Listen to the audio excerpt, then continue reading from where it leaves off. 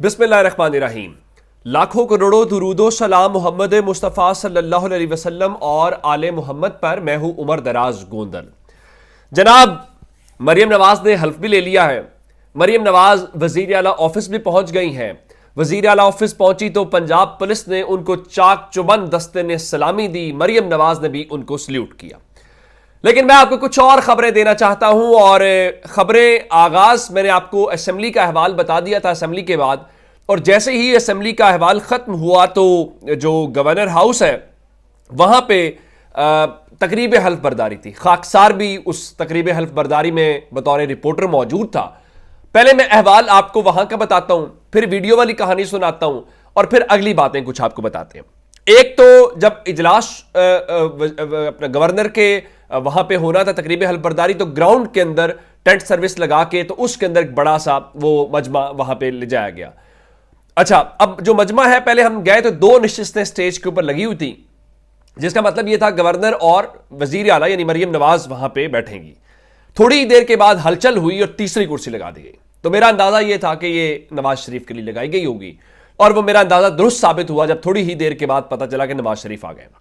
अब उसके बाद हुआ क्या कि जब ये तीनों शख्सियात वहां पे आके बैठ गई तो उसके बाद चौथी कुर्सी भी मंगवा ली, और मरियम नवाज अपनी नशिस्त से नीचे उठी और वो गई और उन्होंने अपने चचा का हाथ थामा और शहबाज शरीफ को भी ऊपर ले आई, और बड़ा खुल के उन्होंने एक पैगाम दिया, और वो पूरी कौम के लिए पैगाम था। और वो पैगाम क्या था कि जनाब, हम आपके सामने आपको ये कहेंगे कि शहबाज शरीफ नवाज शरीफ आपस में लड़ पड़े हैं। हम पूरा खानदान आपके ऊपर हुक्मरानी करने के लिए कल भी इकट्ठे थे, हम आज भी इकट्ठे हैं। पहले मेरे वालिद साहब वजीर आज़म वजीर आला रहे, फिर मेरे चचा रहे, अब मैं आ गई हूं। इसके ऊपर माजिद निजामी साहब का तबसरा शामिल करना बहुत जरूरी है। कहते हैं कि पंजाब की वजारत आला मियां नवाज शरीफ के बाद मियां शहबाज शरीफ तक गई, फिर हमजा शहबाज शरीफ से होते हुए मरियम नवाज शरीफ तक आन पहुंची है। अब कौम को जनाब जुनैद सफदर के वजीर आला बनने का इंतजार है। अब इसका मतलब क्या? इसका मतलब यह है कि जनाब इस मुल्क के अंदर एक खानदान है, उनका हर फर्द हमारे ऊपर हुक्मरानी करने के लिए तैयार है। वो कह रही थी जी औरतों के साथ कुछ हुआ, मेरी रेड लाइन थी। क्या इस सूबे की बहन बेटियों के साथ जो कुछ पिछले चंद महीनों में हमने देखा, क्या पुलिस की जानिब से जो इल्जाम लगा वह जहेज वाला, मियां असलम इकबाल की बेटी वाला, क्या वो भी ठीक काम था? पंजाब के लोगों ने जो कुछ देखा सबके सामने था। और फिर वहां पे हमें जुनैद सफदर भी दिखाई दिए, और खास बात क्या थी, सलमान शहबाज मौजूद थे वहां पे, हमें हमजा शहबाज भी दिखाई दिए। चलिए वो भी चेहरे पे एक मसनूई से मुस्कुराहट लेके आए जरूर हुए थे। और चले बाकी जो सबसे दिलचस्पी का था वो कैप्टन सफदर थे, और कैप्टन सफदर ने बड़ी रेड किस्म की टाई लगाई हुई थी। एक रिपोर्टर ने उनसे पूछा कि क्या आप भी मरियम नवाज की मदद करेंगे? तो उनका मैं तो पिछले 33 साल से उनकी मदद ही कर रहा हूं, तो वो भी कम से कम किसी तकरीब के अंदर हमें दिखाई दी। अच्छा, दिलचस्प मामला क्या था, तकरीब शुरू होने लगी, जब सब नशिस्तों के ऊपर आप बैठ गए तो वहां पर आके एक शख्स खड़ा हुआ, उसने नारे लगाने शुरू कर दिए कि मियाँ तेरे जान निसार। नीचे से 5-10 बंदे बोले होंगे बेशुमार बेशुमार, और मियाँ नवाज शरीफ मुस्कुरा दिए। तो वो बुनियादी तौर पर मुस्कुरा इसलिए रहे थे कि अगर मेरे जान निसार बेशुमार हैं तो कहां थे इलेक्शन में, ये वोट देते, ये फॉर्म 45 और 47 वाला मामला जो है वो हमें ना होता। तो सबको स्टेज पर जगह मिल गई, लेकिन कैप्टन सफदर बेचारे को वहां नशिस्त नहीं मिली। और वो जो आप अगर मरियम नवाज के हल्फ उठाने वाली तस्वीर देखेंगे तो एक पैगाम बहुत ही वाज़ेह था।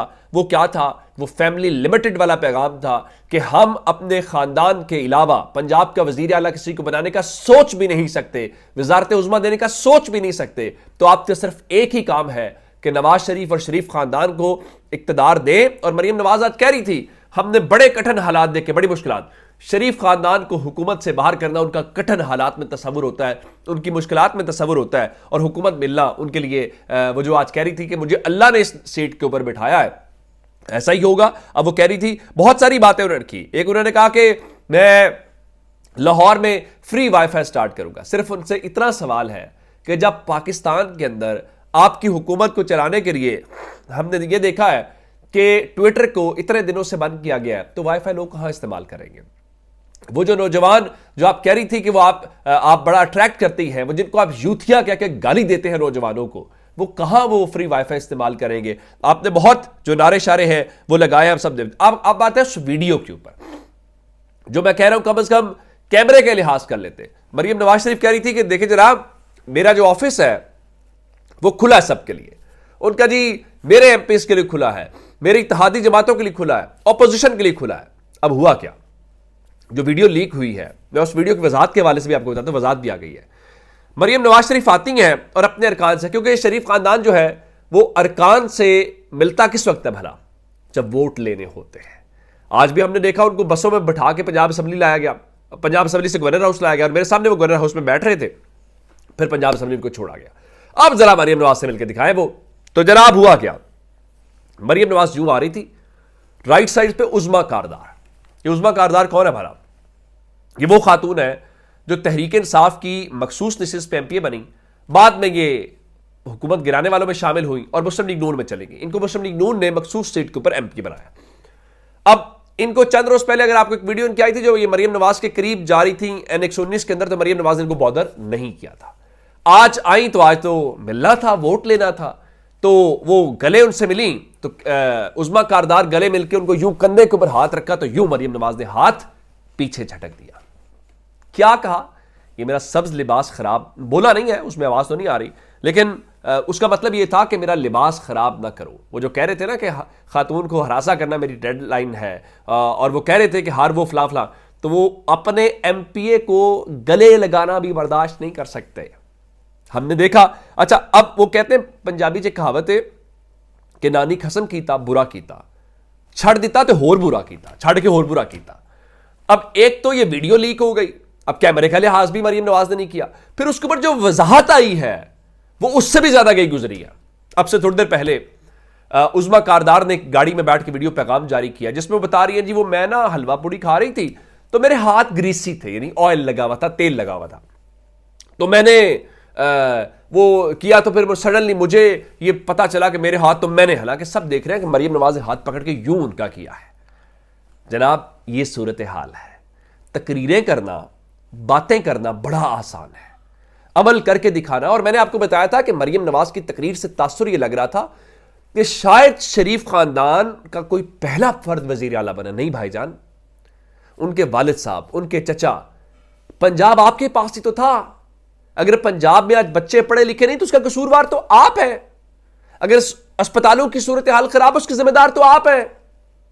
और फिर आज चले बाबूजी को आप ले आए हैं तकरीब हल्फबरदारी के अंदर, उम्मीद है उनकी नाराजगी खत्म हो गई होगी, लंदन प्लान का एक हिस्सा जो है वो अपने तौर पे हो गया होगा। अगली खबर सुनिए, जब मरियम नवाज जो है वो वजीर आला ऑफिस में पहुंची तो अमन व अमान के ऊपर उन्होंने पहला इजलास किया। बिल्कुल ठीक है, करना चाहिए ज़ाहिर है। उसके बाद वो प्राइस कंट्रोल कमेटी, और मेरे पास खबर है कि वो शायद थाना मजांग जो है उसका भी विजिट अब से थोड़ी देर बात करेंगे, या आपके पास वीडियो पहुंचे शायद विजिट कर रही हूं या कर चुकी हूं। अब हुआ क्या, अगर आप उस पहले इजलास को देखें, मरियम नवाज दरमियान में बैठी हुई है, राइट साइड पे परवेज रशीद है, लेफ्ट साइड पे मरियम औरंगजेब है। अगर आपने मरियम नवाज शरीफ को परवेज रशीद और मरियम औरंगजेब के जरिए चलाना है, इन तिलों में तेल नहीं है। लीडर्स ऐसे नहीं बनते। आपको उस्मान बुज़दार बुरा लगता था ना कि उनको चलाया जाता था, तो यह भी तो बुज़दार वाला ही काम है कि परवेज रशीद और मरियम औरंगजेब के जरिए आप चलाना चाहते हैं। नहीं, बिल्कुल भी नहीं। आप कॉस्मेटिक तरीके से चलाना चाहते हैं। मुझे अंदाजा है इस बात का कि आप मीडिया मैनेज कर लेंगे, आप मीडिया के जरिए चला लेंगे, ये चल नहीं पाएगा। इस तरह से चीजें नहीं हो पाएंगी। अब आप कहेंगे कैसे? अगर ऐसा हो पाता, अब देखिए सिंध के अंदर मुराद अली शाह जो है वो एक बार फिर तीसरी बार वजीर आला जो है वो मुंतखब हो गए हैं, तो क्या जिस तरह से मीडिया मैनेजमेंट करके पीपल्स पार्टी चला रही है, तो क्या वो पंजाब में मकबूल हो गए हैं? क्या पंजाब के लोगों ने उनको सर आंखों पे बैठा लिया है? हरगिज भी नहीं। फिर क्या हुआ? हुआ ये कि देखिए ये बिल्कुल एक इंफॉर्मेशन का दौर है।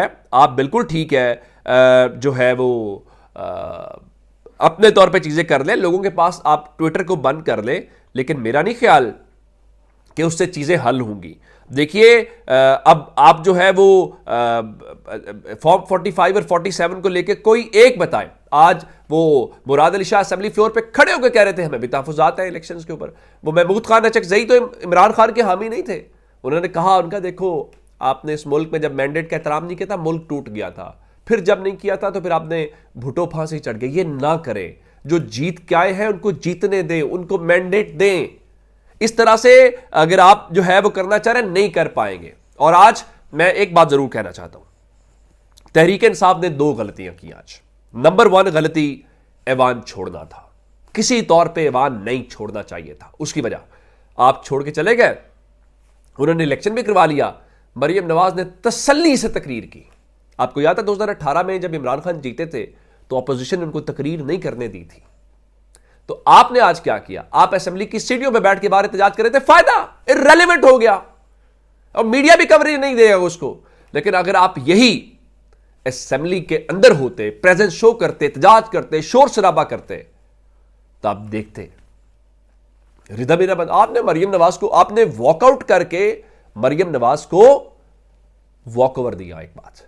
दूसरी बात, लाहौर में प्रेस कॉन्फ्रेंस हुई, शौकत बसा साहब और बाकी सब जो है जहां पे फॉर्म 45 के हवाले से, उस प्रेस कॉन्फ्रेंस का दिन ठीक नहीं था, टाइम ठीक नहीं था। ज़ाहिर इलेक्शन हो रहा है सिंध असेंबली का, पंजाब असेंबली का, आप कल करते या सुबह सवेरे कर ले। पहले 12 बजे का टाइम था, फिर 12 से उसको 3 पे ले गए। आपका वो इवेंट भी किल हो गया, वो नहीं हो पाया। और तहरीक इंसाफ के लोग भी गुस्से में थे। हाँ, ये अलग बात है कि पाकिस्तान तहरीक इंसाफ ने वज़ीर आला के इंतखाब को जाली करार दिया। उन्होंने जो ऑफिशियल पैगाम दिया, लिखा जी धांधली ज़रा नताइज के जरिए गैर आइनी पंजाब असेंबली की नशिस्तों पर बराजमान होने वाले आज पंजाब की एक और जाली वज़ीर आला का इंतखाब कर रहे हैं। और आपको याद होगा इस तरह का एक इलेक्शन इन्होंने पहले भी किया था जो हमजा शहबाज शरीफ वाला है, और फिर क्या हुआ था, फिर कोर्ट ऑफ लॉ से वो चेंज हो गया था और फिर इस ऐवान के अंदर एक और वज़ीर आला का इंतखाब करना पड़ा था। कहीं इस बार भी ऐसा होगा या इस बार जो उनको लेके आए हैं उनके साथ खड़े रहेंगे, देखते हैं। अपना बहुत सारा ख्याल रखिएगा। खुदा हाफिज।